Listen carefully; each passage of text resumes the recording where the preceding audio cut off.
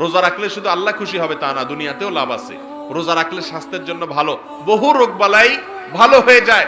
রোজা রাখলে মানুষের মনটা নরম হয়, আল্লাহর দিকে রুজু হয়। ইফতারের সময় দেখবেন যে আল্লাহর কথা স্মরণ হয়। বারবার ক্ষুধা লাগলে খাবার আছে দোকানে, চাইলে কিনে খাইতে পারেন, কিন্তু আপনি খান না। কেন খান না? আল্লাহর নিষেধ আছে সেজন্য। এই যে আল্লাহর কথা স্মরণ হচ্ছে, এই জন্য রোজা রাখলে, যত বেশি রোজা রাখবেন, যত ভালো করে রোজা রাখবেন, তত বেশি আল্লাহর স্মরণ হবে। আপনি খাঁটি মুসলমান হবেন, আপনার ক্লাস আল্লাহর কাছে উন্নীত হবে, জান্নাতে আপনি এরকম উঁচা মাকাম, উঁচু স্তরের জান্নাতের অধিকারী হবেন। ভাইরা আমার, দুনিয়ার জীবন দেখতে দেখতে শেষ হয়ে যাবে। আমরা সবাই কবরের দিকে যাচ্ছি, দিন পার হচ্ছে, আমরা আস্তে আস্তে মৃত্যুর দিকে যাচ্ছি, ঠিক না বেঠিক? এক একটা দিন চলে যাচ্ছে মানে মৃত্যু কাছে যাচ্ছে না দূরে সরতেছে আরো?